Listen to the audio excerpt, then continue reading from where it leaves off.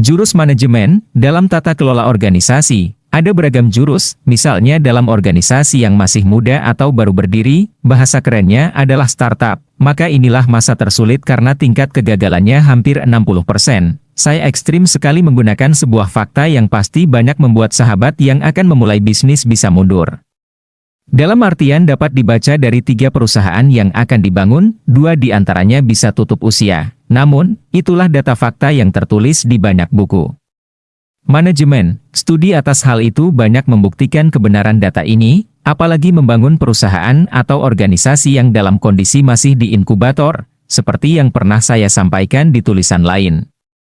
Dalam inkubator tingkat kegagalannya 80%, lebih ekstrim lagi dari startup, yang mana pertama kali dalam langkah awal bisnis, semuanya berangkat dari ide, mulai dari ide hingga inkubator, mungkin bisa 95% kegagalannya, alias dari 100 ide, hanya 5 yang jadi kenyataan dan masuk ke level inkubator.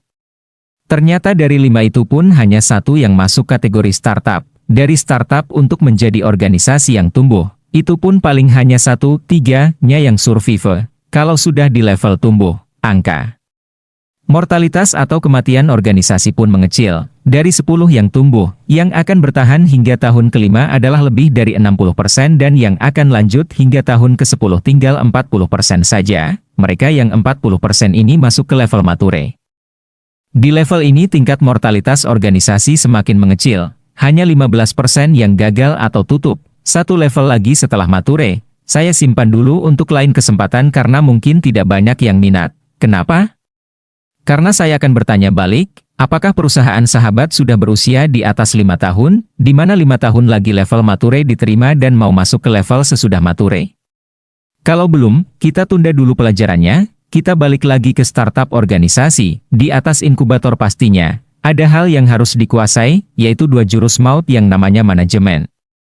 Dalam arti sederhana, manajemen artinya getting things done, through and with other people. Iya, menyelesaikan masalah melalui atau dengan orang lain. Jadi, kalau sahabat menyelesaikan masalah itu sendiri, itu bukan manajemen namanya, itu kerja rodi dalam organisasi startup. Disinilah akar masalah pertama, pembagian tugas, directed leadership, followership, komunikasi, dan banyak lagi harus mulai diurai, ada yang mengerjakan dan ada performance check-nya, banyak yang kaget di level ini.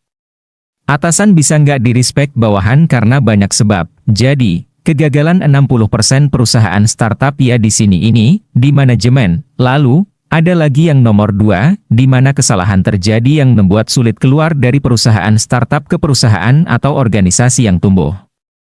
Ini masalah manajemen juga yang berhubungan dengan SDM, jadi dari tulisan ini bisa disimpulkan beberapa hal sebelum kita lanjutkan. Level perkembangan organisasi dan tingkat kegagalannya sudah saya tuliskan, mungkin butuh waktu untuk mencernanya. Yang kedua, yang ada hubungannya dengan manajemen SDM, begitu kan ya?